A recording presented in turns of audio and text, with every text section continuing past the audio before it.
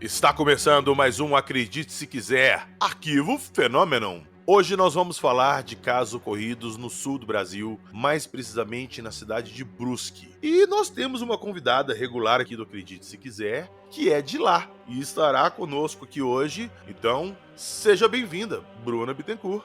Oi, tudo bem com vocês? Fico muito feliz aí pelo convite. Vou trazer hoje um caso bem interessante, de uma lenda que não é bem lenda porque é recente, mas é bem interessante e bem assustadora.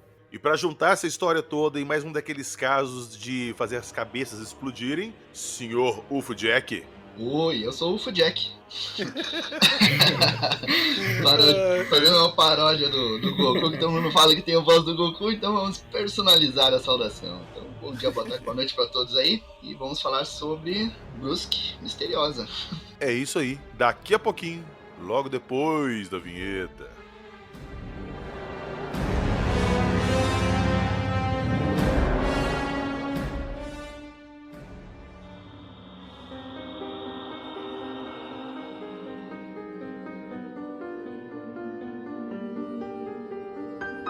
Avistamentos inexplicáveis, dragão voador, homem-mariposa, seres extraterrestres.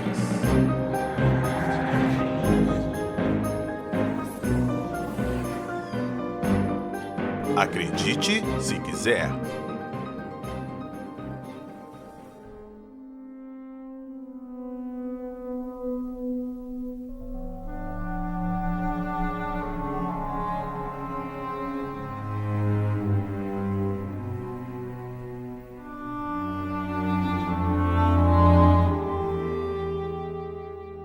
Bom, então vamos começar. Senhor UFO Jack, qual é o caso ufológico ocorrido lá na cidade da Bruna? Bom, o caso que a gente vai comentar hoje aconteceu em 3 de setembro de 1976, na zona rural do município, por volta ali das 19 horas, né? Finalzinho da tarde, começo da noite, quando o lavrador João Romeu Klein, que na época tinha 19 anos, ele voltava para casa após visitar um amigo, né? E aí estava lá, bem tranquilo, faceiro, indo para casa dele. E a mais ou menos 100 metros de distância da casa dele, ele avistou um objeto voador, um objeto em forma de prato fundo, e que estava girando lentamente no sentido contrário aos ponteiros do relógio, bem sobre a estrada que ele iria passar, né? A parte superior desse objeto, para vocês terem uma ideia, ele era mais achatado. Ele tinha um pequeno cume, digamos assim, na parte central, na parte superior.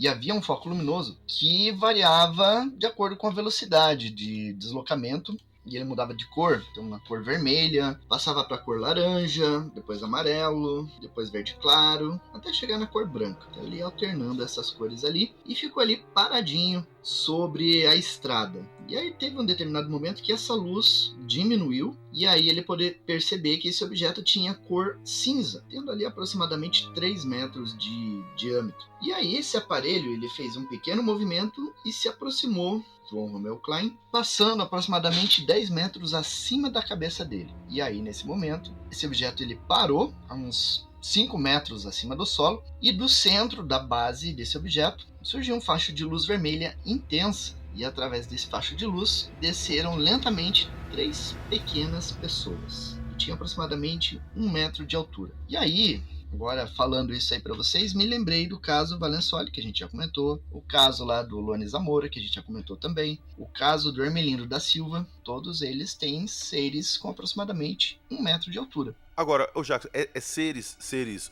pessoas pequenas ou criaturas de 1 metro que ele imaginou que fossem humanos? Olha, ele descreveu como 3 pessoas de pequeno porte, com aproximadamente 1 metro de altura, sem fornecer muitos detalhes, né, à imprensa que divulgou o caso na época e pela qual eu construí o artigo lá do fenômeno, né. Eu acredito que se ele falou como 3 pessoas, acho que eles tinham uma aparência aparentemente humana, como a gente vê em vários casos assim, que a gente observa, às vezes quando a testemunha vê o tripulante de um OVNI, de um disco voador, etc., e esse ser, ele tem algo que diferencia dos seres humanos, tirando a estatura, né? Ele sempre vai falar, eu vi uma criatura cabeçuda, olhos grandes. Mas quando ele tem aparência humana, geralmente eles falam como pessoas pequenas. Então eu acredito que seja mais ou menos semelhante a um ser humano, mas de pequeno porte.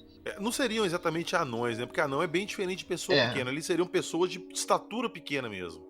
Eu já vi relatos assim de pessoas que viram seres como se fossem humanos, né? E eles descrevem como pessoas mesmo, mas pequenas, né? É diferente do anão. O anão, ele tem aquele porte mais atarracado, ele parece ser assim mais fortinho, mais como é que é? Tem um termo pra isso. É atarracado mesmo, né? Que fala. Uhum. E aí é diferente dessas outras criaturas, porque eles falam que aqueles homens pequenos que vêm dos OVNIs, eles têm como se fosse uma pessoa mesmo, não é uma pessoa forte, maior, grande, musculosa, é uma pessoa mais franzina. Então tem uma diferença, né, com as pessoas que têm nanismo, né? E eu acredito que seja esse caso aqui. E aí, essas 3 pessoas, como ele definiu, elas se alinharam, chegando a tomar toda a largura do caminho onde ele iria passar, como se estivesse impedindo a passagem dele mesmo, né? E aí essa nave, ela se colocou, digamos, atrás desses tripulantes, a uns 10 metros de distância da testemunha e a uns 8 metros acima do solo. E aí, ele queria ir para casa dele, ele teria que passar por esses tripulantes, e aí ele se aproximou um pouco para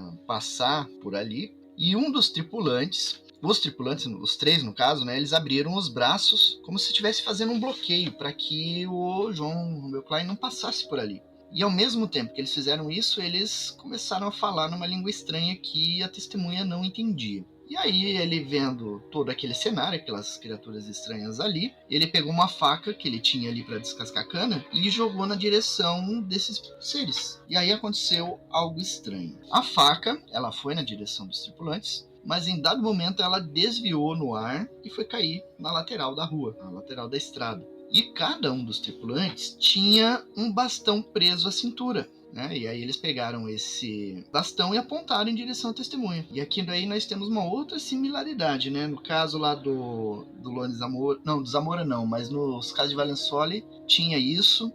Outros casos que a gente já comentou aqui também tem essa questão do bastão, né? Então são casos, elementos recorrentes nesses casos, né? Que torna tudo muito mais interessante. A gente até falou que esses bastões eram os bastões multiuso, né? Que eles serviam pra adormecer, pra hipnotizar, pra paralisar. Então, tem vários usos. Isso. O próprio caso de paciência, né? Os tripulantes tinham vários na altura da cintura, né?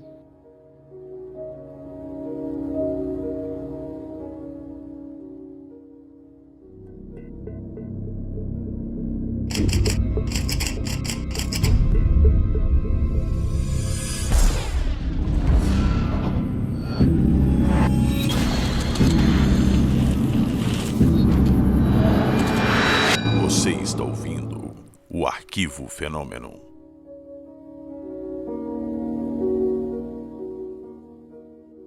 E aí, então, um dos tripulantes, ele chegou a disparar uma faixa de luz azulada em direção à testemunha. E essa luz, ela era muito clara, um tom quase branco, e atingiu a coxa esquerda do João Klein. E quando ele foi atingido por essa luz, ele perdeu os sentidos e desmaiou. E aí ele só foi encontrado mais tarde por vizinhos que estavam passando no local, né? Eles encontraram ele desmaiado no chão? Isso, encontraram ele desmaiado no chão e a perna que tinha sido atingida pelo raio, ela estava enrijecida. Ela estava como se fosse uma câimbra, né? Fica a perna, o tecido duro. E daí levaram ele para o hospital Azambuja, em Brusque, onde ele foi examinado por alguns médicos. E os médicos não perceberam qualquer tipo de ferimento na perna. E daí depois de alguns dias, ele se recuperou normalmente e seguiu a vida e mora ainda na região de Brusque. Ô Bruna, você conhecia esse caso? Sim, ele é bem famoso aqui na cidade.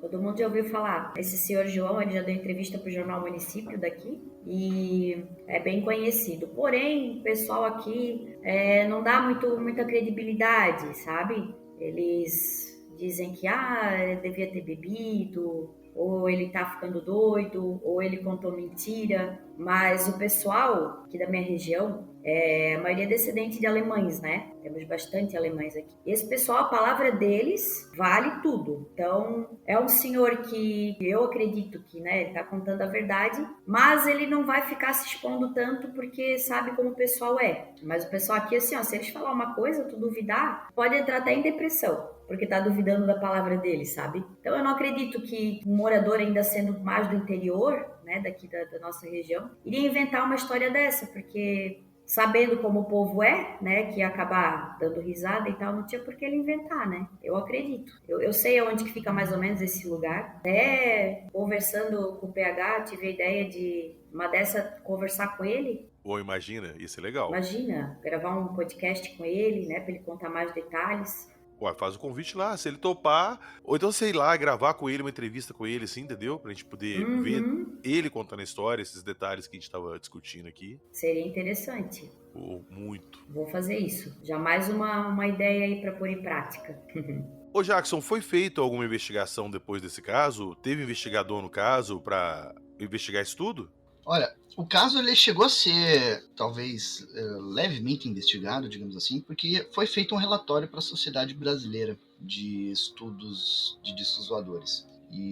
Só que não existe muita informação no boletim sobre o caso, né? Tem alguns desenhos e tudo, mas não tem mais informações sobre a pesquisa em si, né? Mas o caso, como ele foi divulgado na imprensa, é possível que muitas das informações que surgiram tenha sido colocado da imprensa, né? Nos artigos que a gente conhece, né? Até esse caso, agora que eu lembrei, o GEPUSC, que é o grupo que eu trabalho também, no GEPUSC eu faço o trabalho de fazer hipnose, né, com pessoas ali que relatam abdução e tal, e esse era um nome que tá lá pra gente, que agora eu tô lembrando, que tá lá pra fazer essa pesquisa, de ir até lá, conversar com ele, ir até o local, é interessante investigar. Se você conseguisse fazer uma regressão com ele, hein, Bruna? Eu pensei nisso.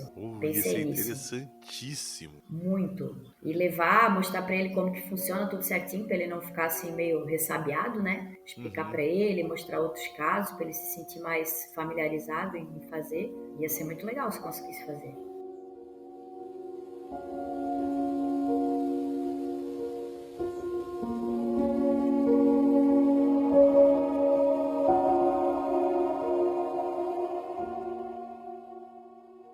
Agora nós vamos partir para uma outra área ali de Brusque. Afinal, se trata também de um mistério que eu não conhecia. Quando eu chamei a Bruna para gravar com a gente, que o Jackson estava com esse caso de Brusque, que é a cidade dela, ela falou assim: tem a história também do dragão de Brusque. Aí eu pedi pra ela me mandar a foto e é um dragão.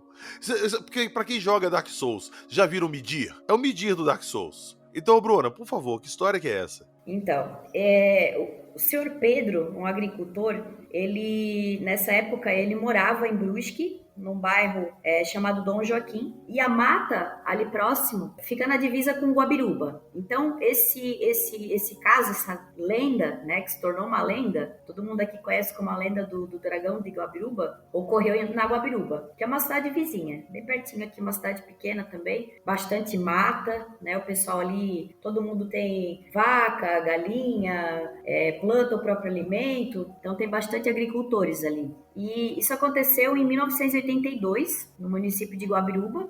Aqui Brusque e Guabiruba fica no interior de Santa Catarina. Essa criatura, ela teria aparecido para 2 agricultores no bairro Lajeado Alto, que ficava a mata dentro, uns 8 quilômetros, numa montanha. Esse primeiro agricultor, que foi o senhor Pedro de Manioto, ele teria 47 anos na época, e em entrevista ao jornal Município, aqui da cidade de Brusque, ele relatou que era por volta de 3 horas da tarde, era durante a semana, quando ele subiu a mata para colher folhas de caeté, para alimentar o gado, como ele fazia de costume. Era um dia ensolarado, um dia comum como qualquer outro. Enquanto ele fazia a colheita, ele ouviu uns barulhos muito estranhos e umas vozes falando de uma língua incompreensível para ele. Ele até achou que fossem alguns caçadores da cidade vizinha que se chama Blumenau, porque eles sempre estavam por ali, né? E então ele pegou o facão e berrou que não tinha medo, que era para eles aparecerem, que não era para ficar berrando e falando para assustar ele. E quando ele olhou para cima, ele viu uma criatura que deixou ele aterrorizado. Então ele conta que o animal ele se parecia com um macaco, que tinha enormes asas e voou por cima da cabeça dele, quase encostando nele a língua, uma língua bem vermelha, de aproximadamente 20 centímetros, ele relatou, e nessa língua tinha fogo, saía fogo. Então, nesse momento, ele caiu de joelhos, ficou muito assustado, não conseguia se levantar mais, até machucou os joelhos. E quando ele conseguiu, ele voltou para casa correndo,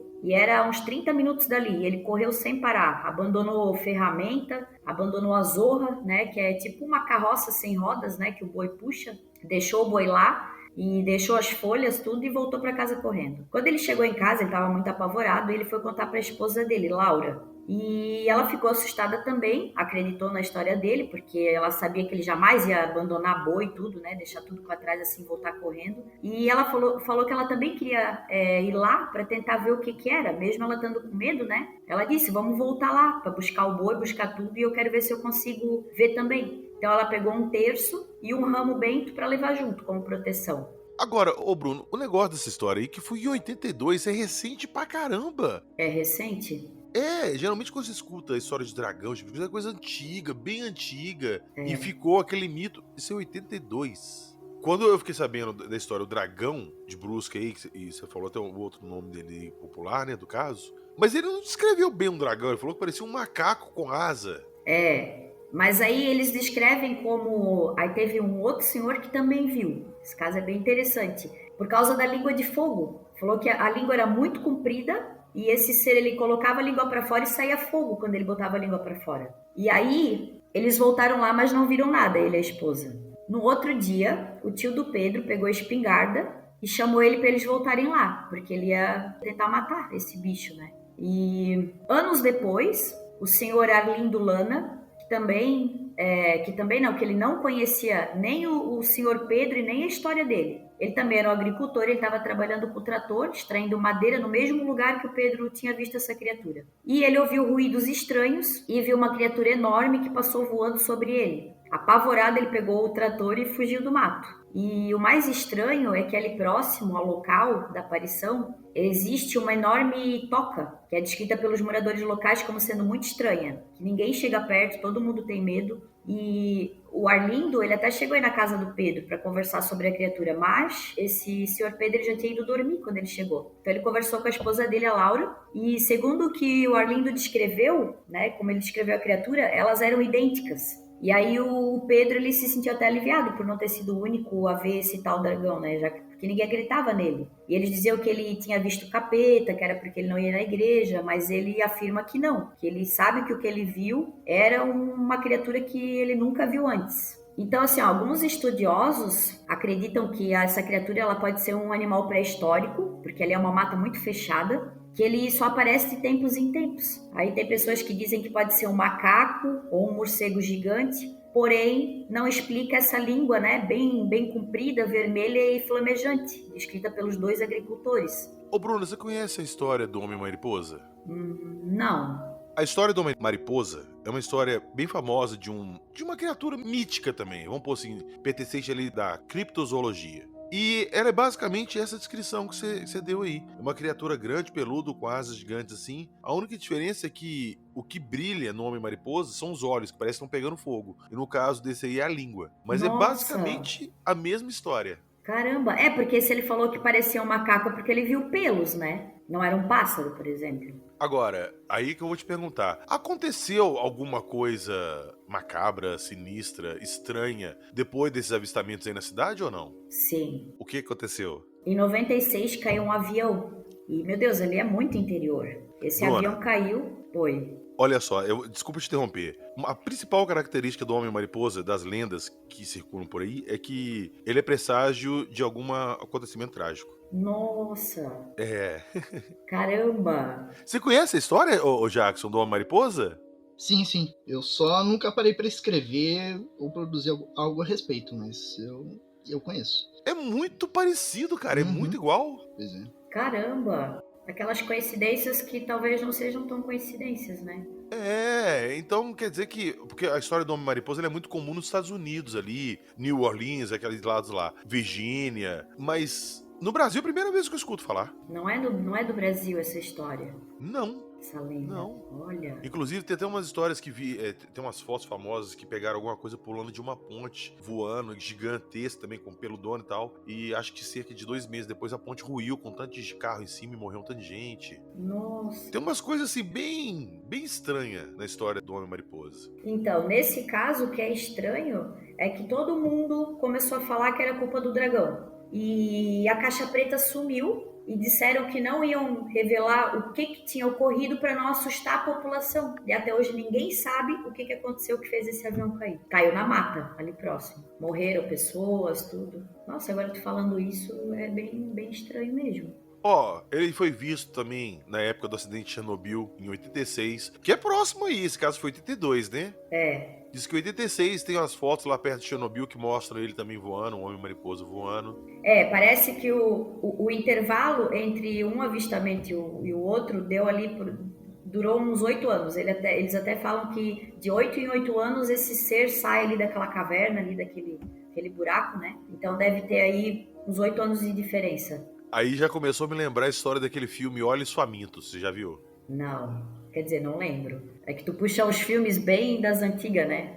Não, mas esse não é tão, não. Esse filme é de 2001, o primeiro. Ah, E a história é basicamente essa: é um monstro que dorme ali, ele se alimenta de carne humana, e ele sai durante uma semana a cada 8 anos pra se alimentar. E é isso. a cada 8 anos também? É. Caramba. É interessante Nossa. essas histórias. Uhum, muito. Aí você vai ver onde é que vem as lendas, né?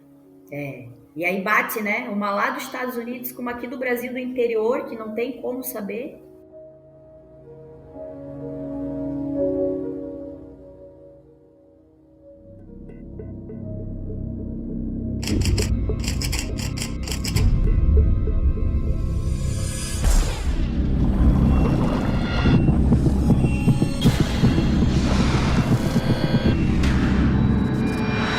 Você está ouvindo o Arquivo Fenômeno.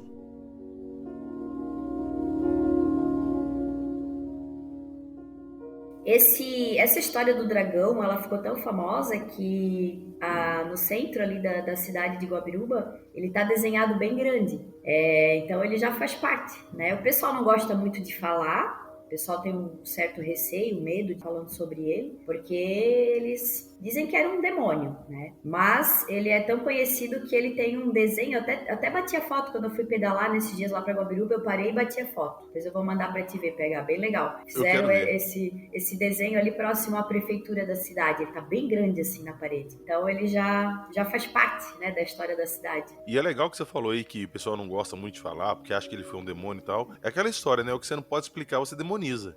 E outro detalhe também, ó. O senhor Pedro, ele nunca mais quis voltar nesse lugar, que era um lugar que ele ia sempre. E ele ficou por 1 ano andando com o rosário no bolso, rezando o terço todo dia e não saiu mais de casa à noite, né? Não saiu mais de casa à noite por 1 ano, de tanto medo que ele ficou. E ninguém mais volta lá. Parece que hoje fizeram uma roça de fumo, né? De plantação de fumo, mas eu não sei se é bem isso, deve ser, né? Mas enfim, não tiveram mais nenhum avistamento, não relataram mais nenhum avistamento dessa criatura. O que me indignou, assim, desse avistamento, no início de toda a história que falou que era dragão e tudo, era a data, que era 82, eu falei muito recente pra essa história de dragão e tudo. E no fim a gente acabou vendo que não era de dragão. Pois é, até quando eu era pequenininha, que falavam muita gente, tinha medo do dragão da Guabiruba mesmo, sem entender direito o que tinha acontecido. Imagina, cidade pequena, né? Vai longe a fofoca, e um vai aumentando. Então eu imaginava um dragãozão mesmo. Inclusive, quando eu te perguntei dessa história, você mandou pra mim uma foto de um dragão. Você lembra, né? Que você mandou aquela foto. Eu vou deixar ela lá no drive do Acredite Se Quiser pro pessoal ver. E é igualzinho o dragão Dark Souls ali, o Midi. Então, na minha cabeça era uma história de dragão. Mas, poxa, me surpreendeu agora, que parece mais como mariposa. Verdade, agora que tá te falando faz até mais sentido mesmo.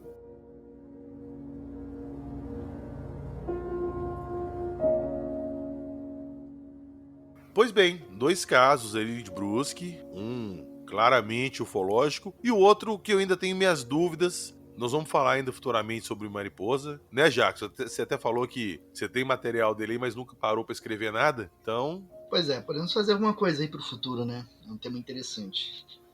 Já tem mais dados aí pra juntar, né?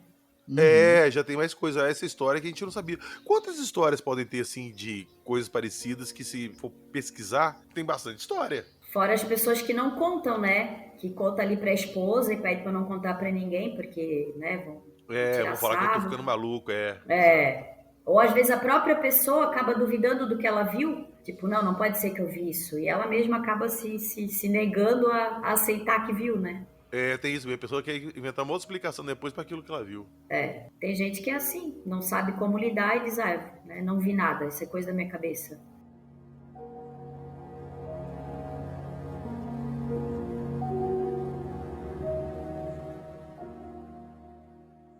Falando em coisas da sua cabeça, se você quer saber o que aconteceu no período seu de Missing Time e quiser se aprofundar nessa questão de hipnoterapia, esse tipo de assunto, está aqui a Bruna. Bruna, passa pro pessoal onde eles podem te encontrar, onde eles podem ver seu trabalho. Isso, quem tiver algum relato, às vezes a pessoa quer contar, não quer chegar a fazer uma regressão para saber o que ocorreu, mas quer contar, pode me mandar lá no Instagram, manda um direct, Bruna, é hipnoterapeuta Bruna Bittencourt. Esse é o meu contato principal. Faço regressão com pessoas que supostamente passam por abduções, para a gente coletar aí mais informações a respeito do ocorrido. E é isso, quero agradecer aí pelo convite, é sempre muito legal participar dos episódios do nosso grande PH, acredite se quiser, e agradecer também a presença do Jackson, é a primeira vez que a gente grava um podcast junto, e estamos aí, sempre que quiser pode convidar, que o convite será sempre aceito. Um prazer participar e deixar aí um beijão, um abraço para todos.